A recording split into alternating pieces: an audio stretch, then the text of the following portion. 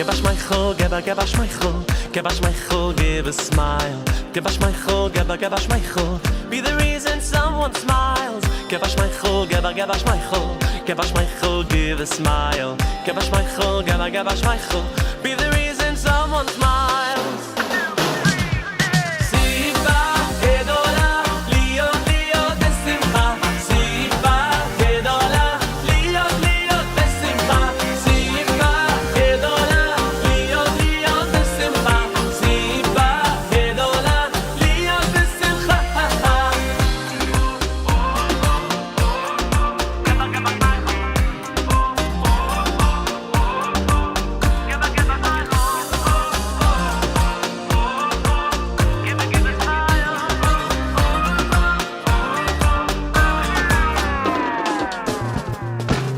Give a schmeichel, give a schmeichel, give a schmeichel, give a smile. Give a schmeichel, give a schmeichel, be the reason someone smile. Give a schmeichel, give a schmeichel, give a schmeichel, give a smile. Give a schmeichel, give a schmeichel, be the reason someone smiles. Siva gedola, lio lio besimcha. Siva gedola, lio lio besimcha. Siva gedola, lio lio besimcha. Siva gedola, lio besimcha. Siva gedola, lio lio besimcha. Siva gedola, lio lio besimcha. Siva gedola, lio lio besimcha. Siva gedola, lio besimcha.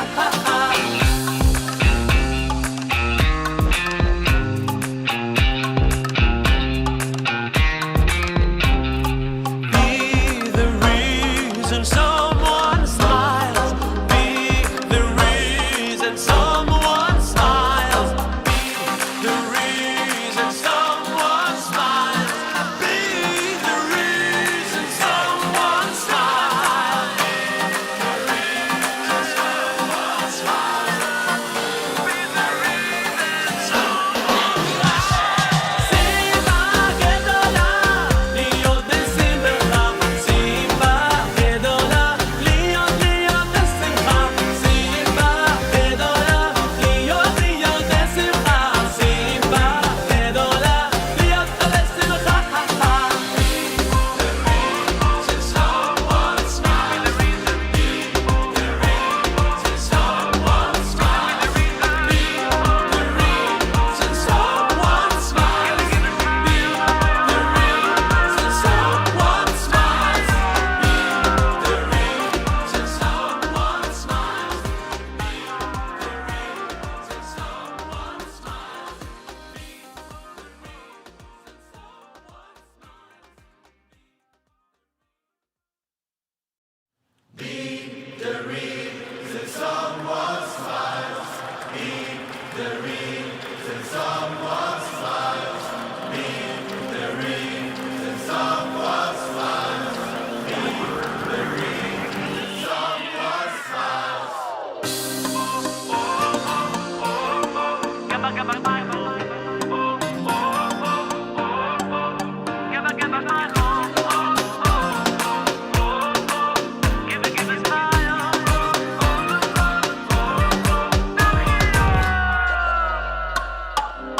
Give a schmeichel, give a schmeichel, give a schmeichel, give a smile.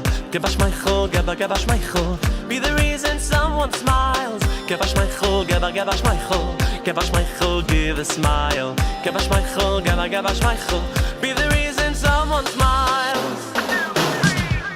Siva gedola, lio lio besimcha. Siva gedola, lio lio besimcha. Siva gedola, lio lio besimcha. Siva gedola, lio besimcha.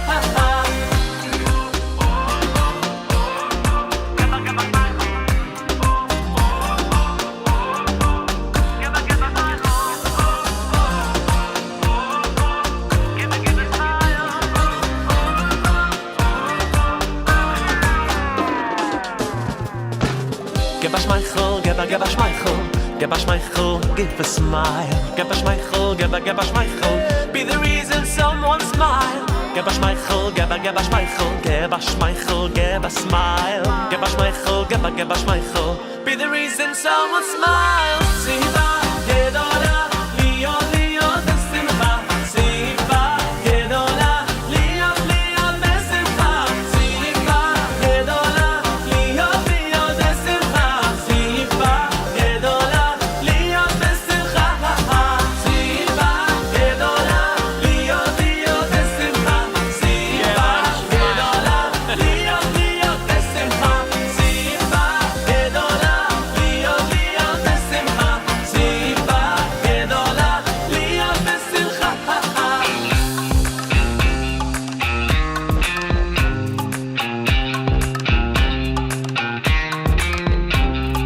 Be the reason someone smiles. Be the reason someone smiles. Be the reason someone smiles. Be the reason someone smiles.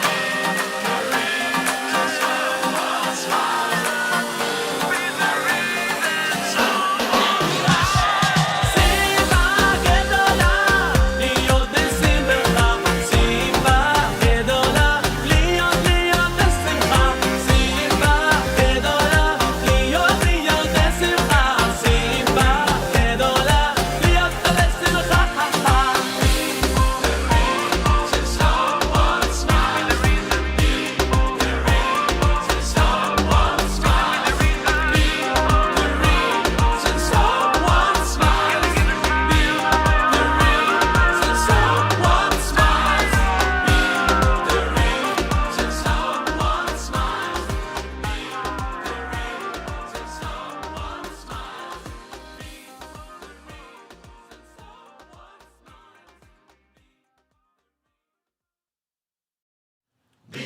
The reason someone smile. The reason someone smile. The reason someone smiles. The reason someone smiles.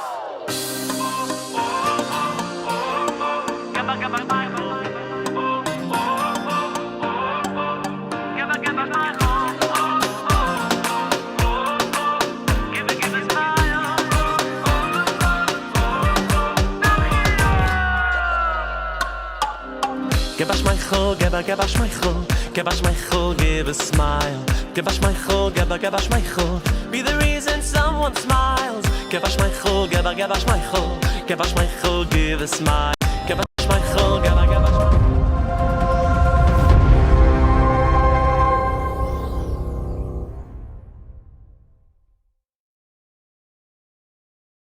Breakfast with Elli.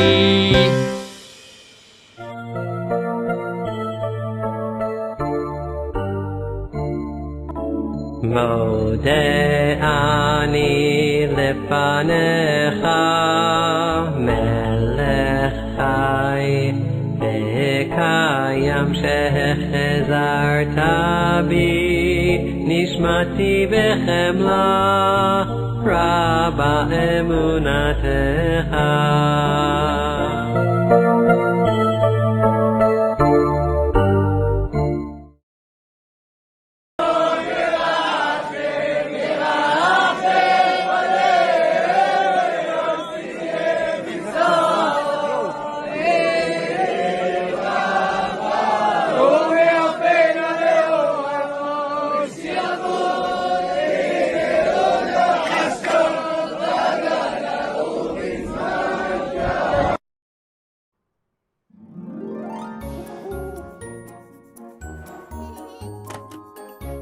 Good morning and welcome to Breakfast with Elli on this Friday, Erev Shabbos, the 30th day of August, the 26th day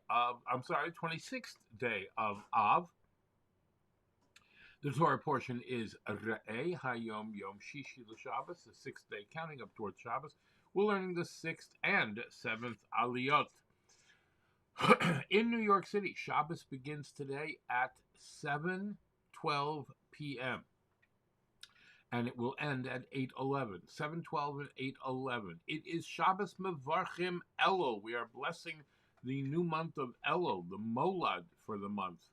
The new moon, the birth of the new moon, will be Tuesday, September 3rd at 2:37 p.m. with 2 chalakim. There you have it. And that's how we roll here at Breakfast with Elli. In addition, Rosh Chodesh will be on Tuesday and Wednesday. All right? So that's important to remember. All right, fantastic. All right, it is Erev Shabbos, so let's get going because we have a lot to do.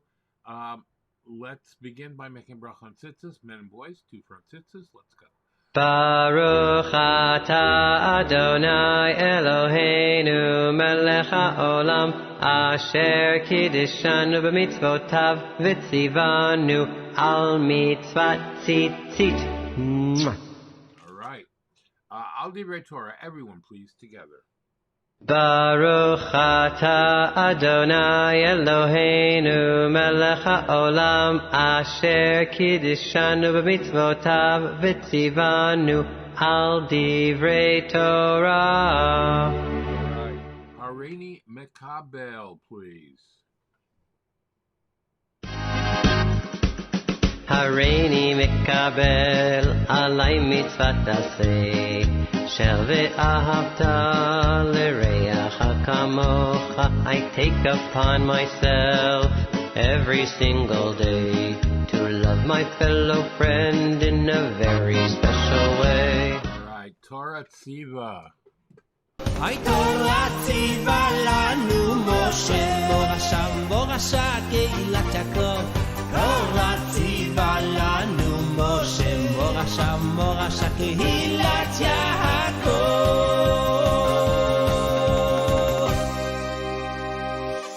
All right, fantastic. What is going on here? All right, time to give tzedakah. I put it in the pushki, the tzedakah box. I put it in the pushki, the tzedakah box. I put it in the pushki for someone else to keep. Yeah, I put it in the pushki, the tzedakah box. I put it in the pushki, the tzedakah box. I put it in the pushki for someone else in need. All right, fantastic. You guys. All right, fantastic.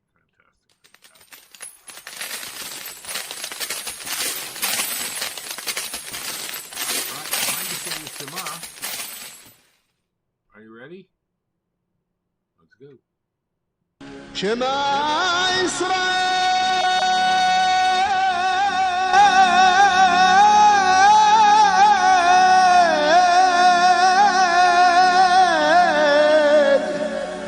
Adonai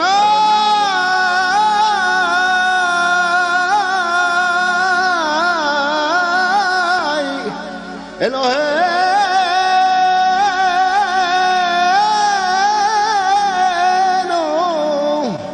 Adonai Echad.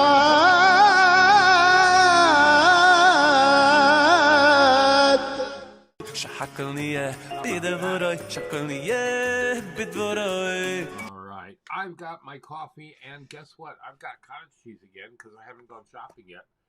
So here we go, making a bracha shahakol on coffee and cottage cheese with some preserves in it, which makes it still shahakol. It's true. Are you ready? Baruch atah Adonai Eloheinu melech haolam shahakol nihya b'dvarai.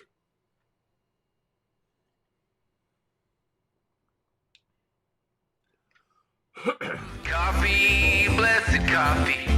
God bless you for being a friend. When the whole world turns on me, it's only you on which I can depend. I want to taste you in the morning and a few times throughout the day. Yes, a cup or two in the evening too. For me, it's the only way. Yeah.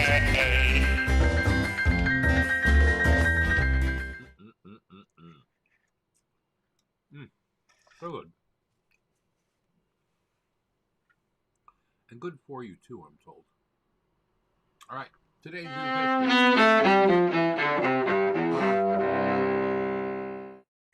All right, all the Shabbos and Mevarchim information is right there, by the way. Candle lighting information right there. And right there at the bottom of your screen. All right. Today is the yahrzeit of Reb Yoel Teitelbaum. If that name sounds familiar, it's because he was the Satmar Rebbe, the founding Rebbe of the Satmar dynasty. Named after the town of Satu Mare, or Satmar, in what is today northern Romania. After World War II, he relocated to the Williamsburg section of Brooklyn, where he continued to lead his thousands of followers. He passed away on this day in 1979. I know, right? The Crusader kingdom came to an end when Akko fell into the hands of Khalil al-Ashraf of the Mamluk dynasty in Egypt in 1291. And in 1391, pogroms broke out in Barcelona, and hundreds of Jews killed and hundreds others forcibly converted in 1391. The Jewish community came to an end at that time. Fray Diego de Asampaco, a young partly Jewish Franciscan friar who was attracted to Judaism, was burnt alive in Lisbon at the age of 25 in the year 1603. He tried to flee to England, but he was arrested, imprisoned, and subjected to constant attempts to force him to renounce Judaism. During his imprisonment, he was able to light candles every Friday night. His arguments against Christianity were published and gained wide popularity. A group of 70 followers of the great sage the Vilna Gaon arrived in Israel in 1809, and England allowed Jews to hold the ancient and important office of sheriff starting in 1835. Many of the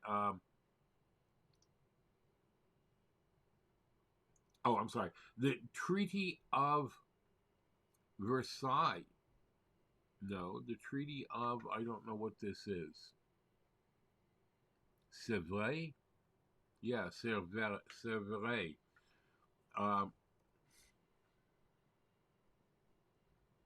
Following the Sanremo Conference in April of 1920, a treaty was signed between the Allies and the Ottoman Empire in the town of Sèvres, France, breaking up the Ottoman Empire. All right. And 10,000 Jews were sent to the Borislav ghetto in Bergen-Belsen in 1942. It was the first mass deportation of Jews to the gas chamber. I know. Very sad. Very, very sad. Shabbat is the yahrzeit of Rabbi Yeshua of Krakow, one of the leading Polish scholars of his day, held in great reverence by his contemporaries. He led a Talmudic academy in Krakow, which attracted many noteworthy disciples, including the Shach. That was in 1648. Queen Bona Sforza of Poland confirmed for Polish Jews the same rights that Jews in Lithuania had been granted in 1533. And the birth of Reb Yosef Chaim of Baghdad, known as the Ben Ish Chai, happened on Shabbos in 1832.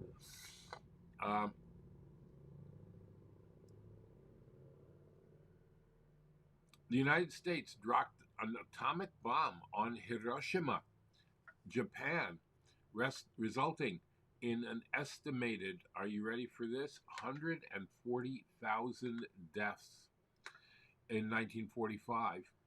President Truman agreed to the tactic only after 6 months of intense firebombing of 67 other Japanese cities.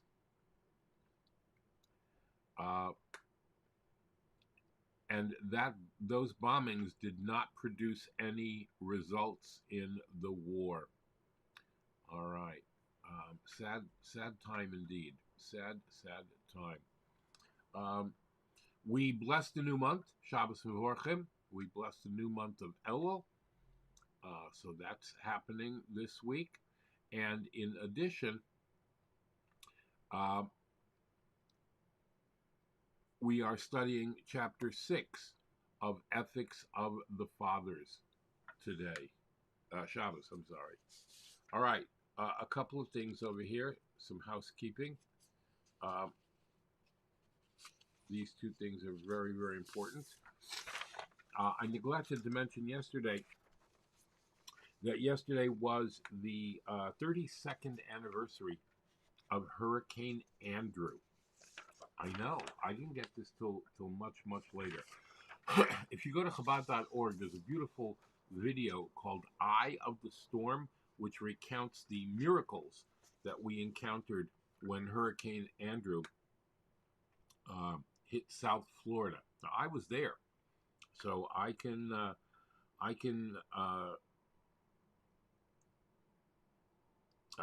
vouch for all of that. It's pretty cool. There were all kinds of miracles involved from the Lubavitcher Rebbe. In a report to the Rebbe 32 years ago, Rabbi Tenenhaus wrote, during Hurricane Andrew, that we merited to see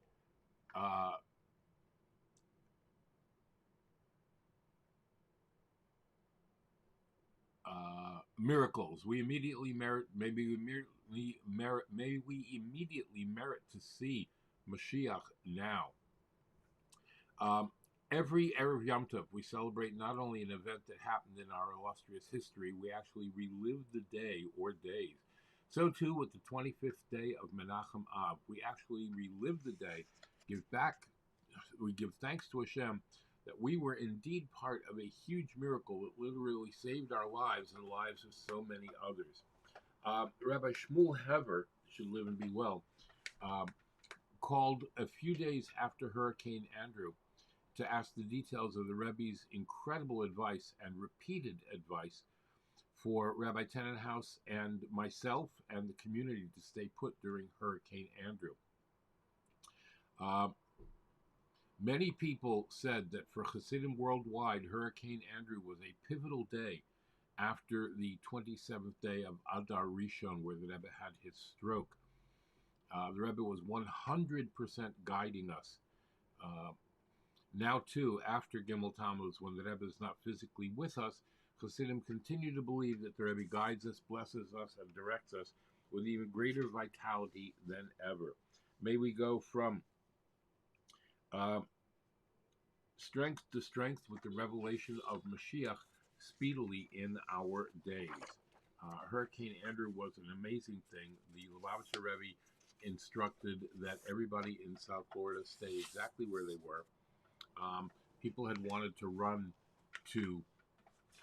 south to avoid the hurricane, which was on a path directly straight down 41st Street of Miami Beach, Florida, and it would have absolutely devastated us and our home.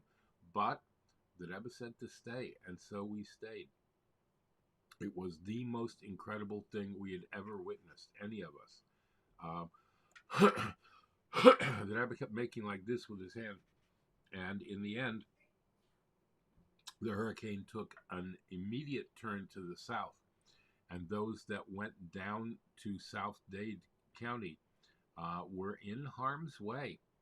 It was quite a strange thing, but you know, we managed to beat it and stay alive, and Baruch Hashem on the Rebbe's bracha. One of the miracles that we personally experienced was that we had when you add a room to a house, you need to make sure that room is sealed, because it's one piece against another piece, two walls together. Over that wall is something called flashing. That flashing needs to be perfect, sealed perfect, so that water doesn't seep in. They had a problem with the home that we were living in on Miami Beach for 50 years. It was a very old home, one of the last wood frame stucco homes on Miami Beach. And we had a problem with that flashing leaking for years and years and years. Comes Hurricane Andrew. Wind is blowing, rain is falling, trees are being knocked out and uprooted. It was still a Category 5 hurricane, so we felt it. There was a lot of damage. We were without electricity for over 10 days.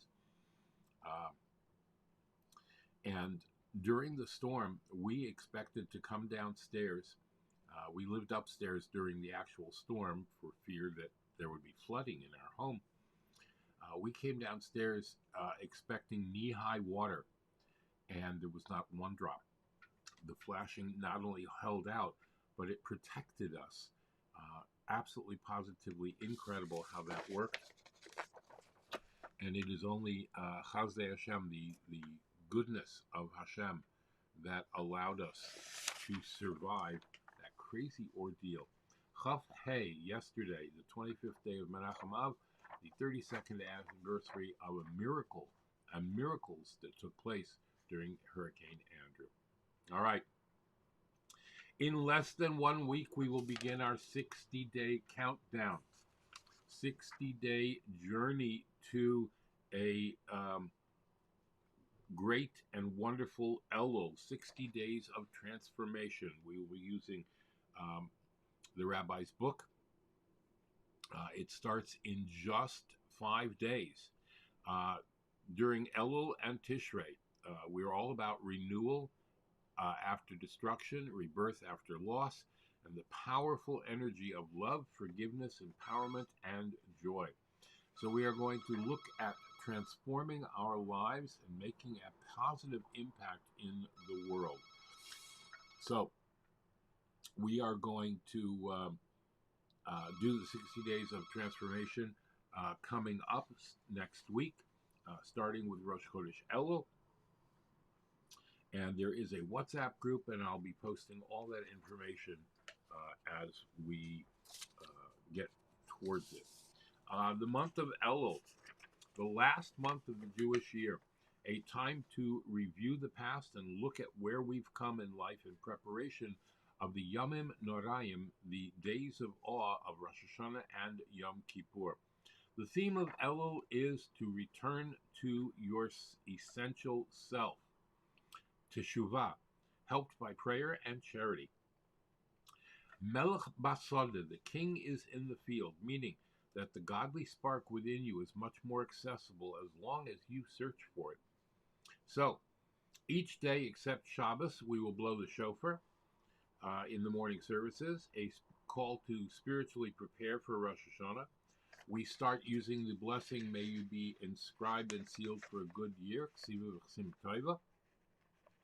We'll be adding chapter 27 of Psalms to the morning and afternoon daily prayers, and additional 3 chapters of Psalms sequentially every day from the first of Elul until Yom Kippur, when we will finish off the remaining Psalms.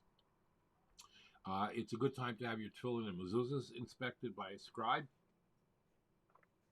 to make sure that they are in good condition. And we will review more laws of the month of Elul in the coming week. All right? HaYom for today, the 26th day of Av. היום הזה הוא זמן שמחתנו.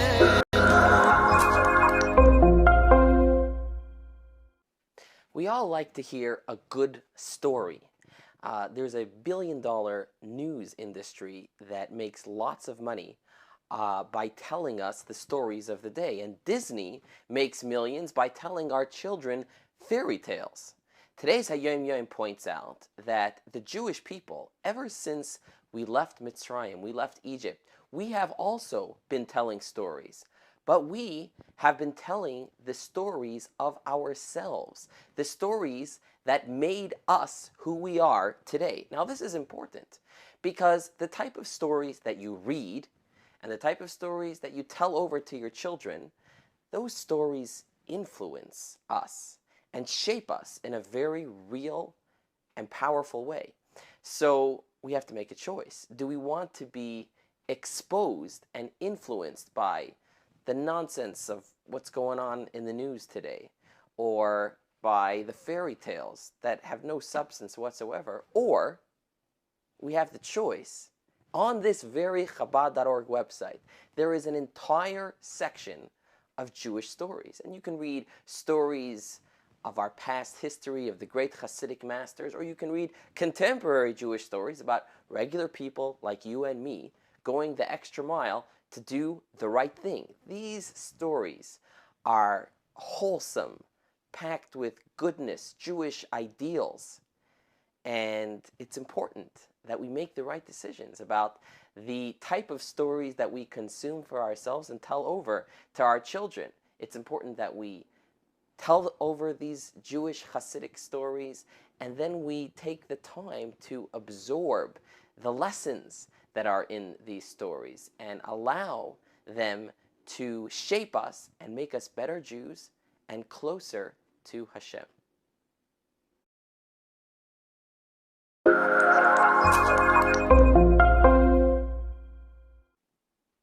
In just a couple of days, we enter a very important month on the Jewish calendar. The month of Elul is the month preceding Rosh Hashanah, the Jewish New Year, and Yom Kippur, and it's such a critical time because this is the time that we are supposed to prepare for Rosh Hashanah, for the New Year. And we prepare by improving ourselves. Today's HaYom gives us the Hasidic perspective on what the month of Elul is really all about. Says today's HaYom, if you're running a business, if you are in charge of the operations of a corporation, okay, just taking care of the day-to-day tasks of keeping the business functioning and afloat, that's enough to fill your day and then some.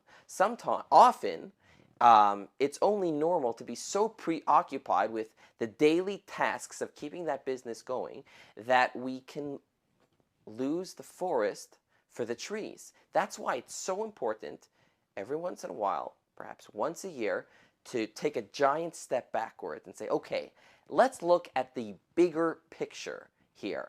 What are our expenses? What are our revenues? Are we turning a profit? Hopefully the answer to that question is yes. If we are turning a profit, how much profit are we turning? And now let's talk about what are the strengths of our business practices. What are we doing right? And what are the weaknesses? What are the weaker links in this chain? How do we strengthen those links so that come 12 months from now, when we again take a look at the bigger picture, it'll be a better picture. So if we're making money now, we'll be making even more money next year around. It's called taking stock. Says the HaYom. That is really what the month of Elul is all about. It's about, throughout the year, we're busy with doing mitzvahs, living a Jewish life,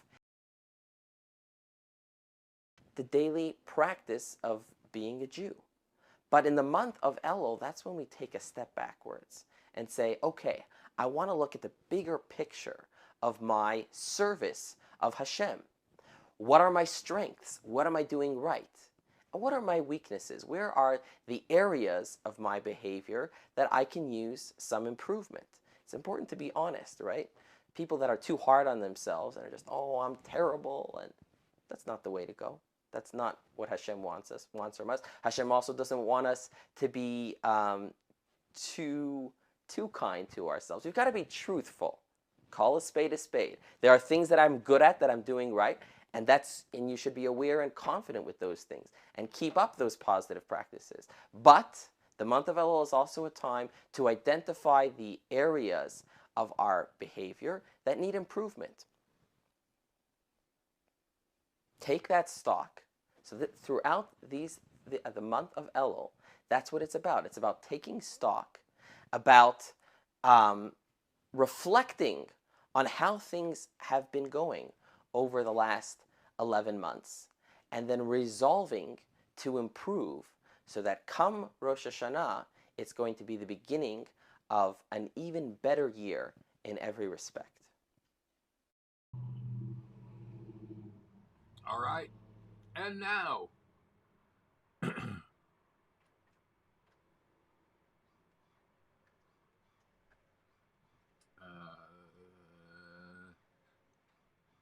And now, Cantor Laserbrook with Shabbos Mevarchim ELUL, and then a word from our sponsors.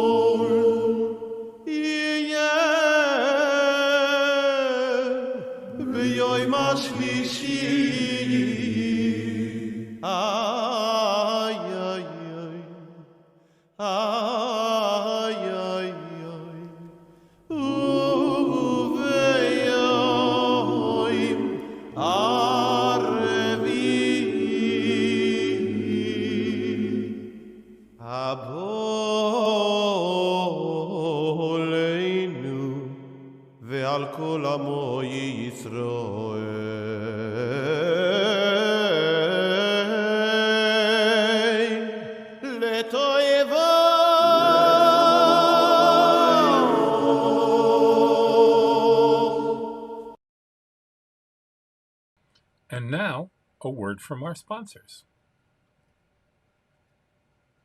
PestProRidol.com. PestProRidol.com, trusted by the best to keep away the pests. We are offering COVID-19 disinfection services. Mention this ad and get 1 month free service. Visit us at PestProRidol.com.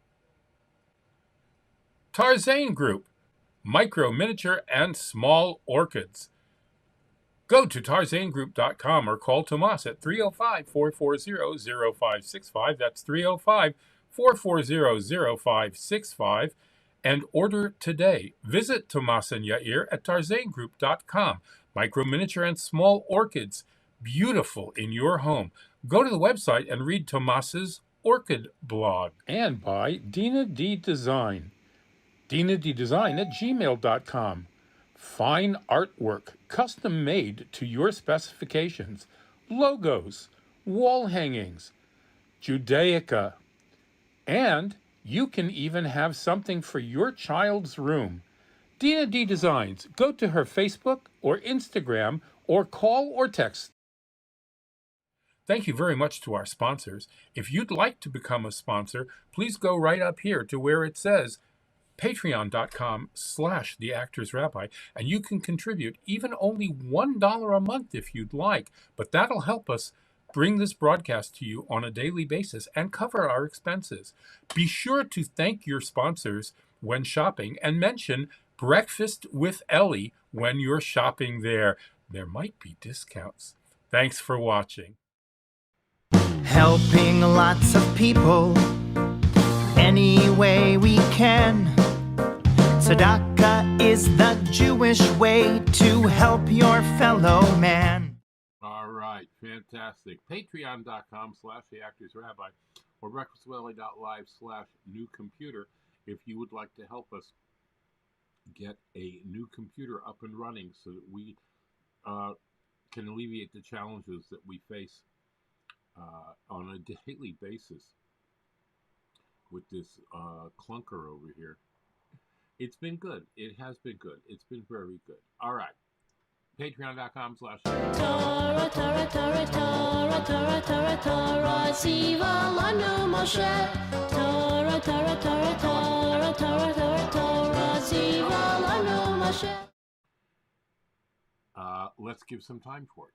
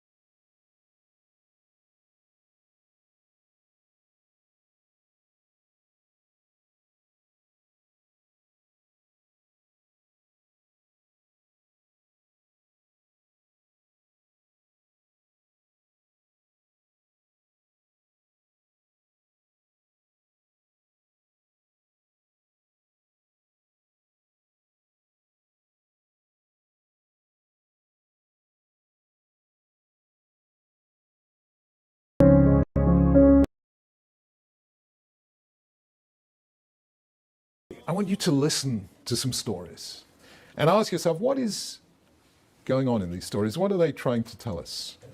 Here we are, 3 rabbis. Number 1, Rabbi Abba used to bind money in his scarf, sling it on his back and place it at the disposal of the poor, who would sort of creep up on him from the back and take what they needed from his bag. Number 2, Mar Ukba had a poor man in his neighborhood into whose door he used to throw 4 coins every day. Once the poor man said, I really want to see who actually gives me all this money. That day, Mar Ukba happened to be studying late in the Beit Midrash, and his wife was coming home with him, and the poor man saw them moving towards the door, just ready to put some money by the door, as Mar Ukba always used to do, and they fled from him and they hid. And the Gemara asks, why did they do this? Because it is taught, rather throw yourself into a fiery furnace than publicly put anyone to shame, and publicly shame somebody by having to receive tzedakah. And finally, we have a Rabbi Yonah, who saw a man of good family who'd lost his money. He was once quite well off. He'd lost all his money and he was ashamed to accept charity.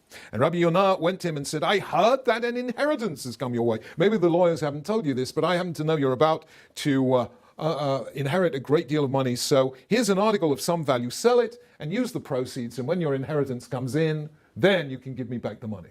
So the poor man accepted the gift. And Rabbi Yonah said, now you don't have to repay me, it's yours.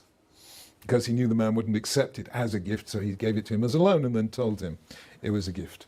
What is happening here in all these stories? What is happening is we are learning Hilchot Tzedakah, the laws of Tzedakah, which are based on this week's parashah, which says if there's anyone poor among your fellow Israelites in any of the towns that the Lord your God is giving you, don't be hard-hearted or tight-fisted towards them.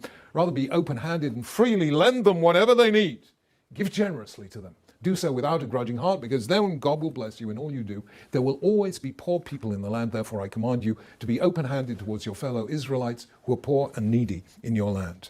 So, what we have here is the biblical source of Hilchot Tzedakah. And what makes tzedakah unique, I think, is a number of things. But first and foremost is the very concept itself, tzedakah. Normally that's translated in English as charity. However, tzedakah does not mean charity because there is a halacha kofin al tzedakah.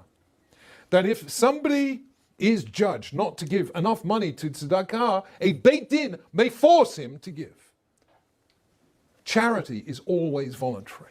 But tzedakah is compulsory and can be enforced in a Jewish court of law according to halacha, and that means that tzedakah has no English word that quite corresponds to it. The nearest we have in English is the phrase social justice. So the first thing is tzedakah is obligatory and not just voluntary like charity.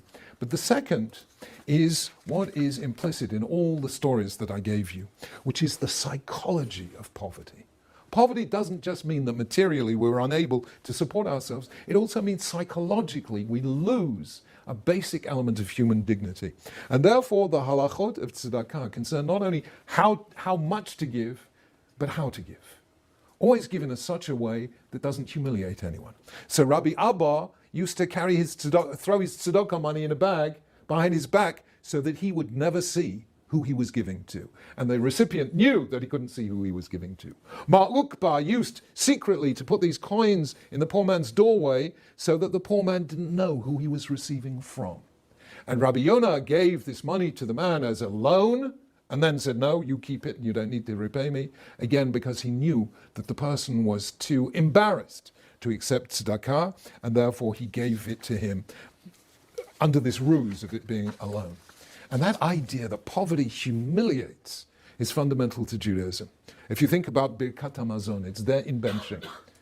V'nal tashrichenu Hashem Elokeinu lo lidnei basar v'dam v'lo lidnei alvatam ki im liyalcha shelo nevosh v'lo nikalem lo'olam vayed. Ribono shel olam, don't make us dependent on the gifts or loans of other people, but only on your full, open and generous hand, so that we may neither suffer shame nor humiliation forever. So there is this insistence that we give in such a way that doesn't humiliate anyone, and that is the reason behind 2 remarkable laws. Here it is. Look at this. Afilu ani hamit parnes min tzedakah chayav litain tzedakah. Even a poor person who can only live on the basis of tzedakah has to give tzedakah.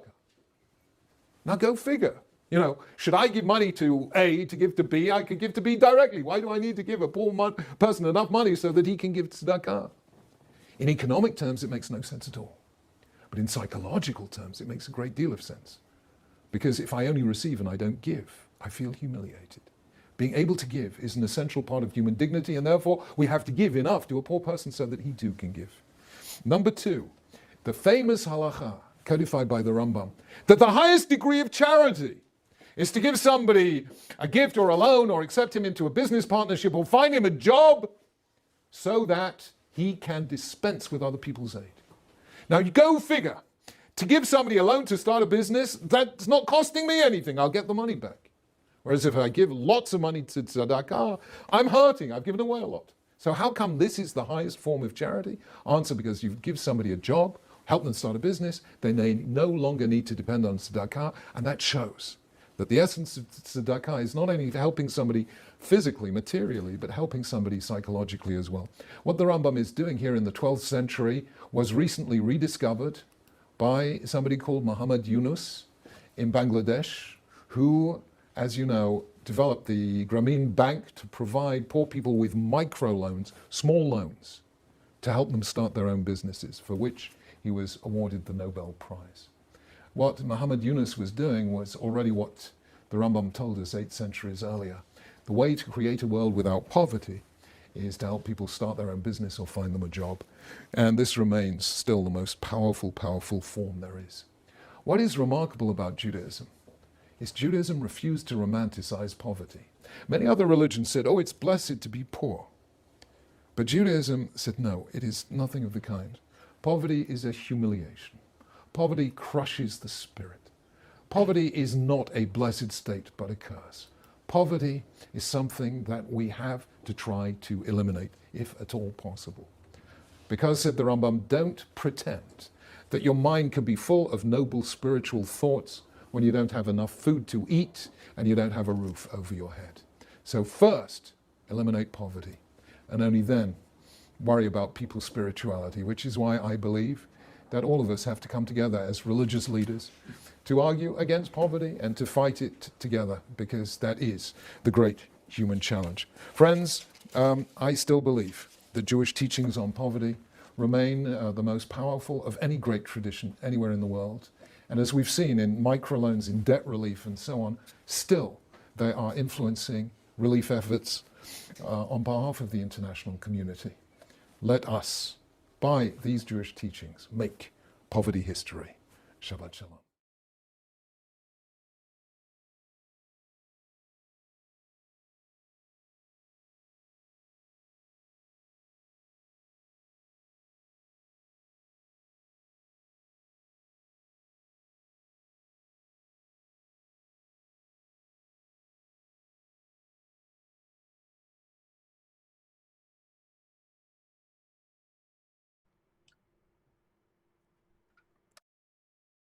That's pretty cool, right? Wouldn't you say so?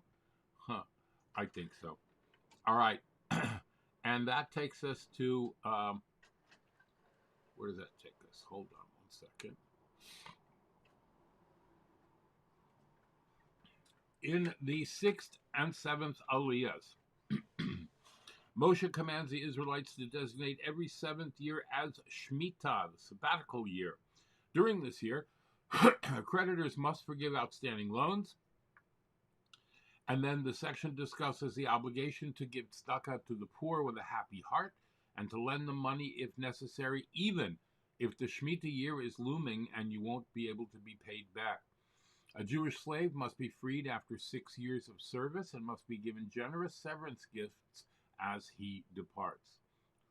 In the 7th Aliyah, the firstborn male of kosher cattle must be consecrated and given to the Kohen to eat. If the animal is blemished, or blemishless rather, it is first offered as a sacrifice in the temple. The Torah reading concludes this week with a discussion regarding the 3 festivals of Pesach, Shavuos, and Sukkot. In addition to some laws regarding each of these festivals individually, we are commanded V'samachta bechagecha, to rejoice during our festivals, and all males must be in attendance of the Holy Temple on these holidays. Wow. Chumash and Rashi with Rabbi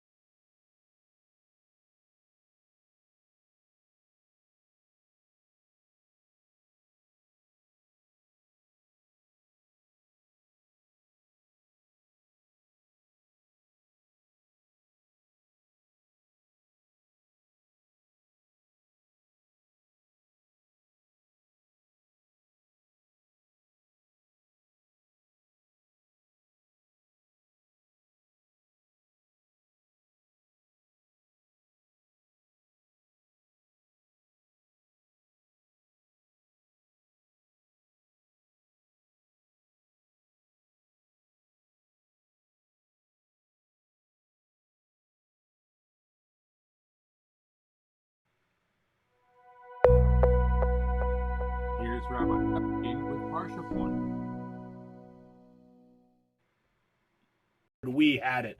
We were lucky to have 56K dial-up. Some people, you won't believe it, had to get off the couch to go to a store to buy things. Times were tough back then. Why will the poor never cease from the world? Because material items will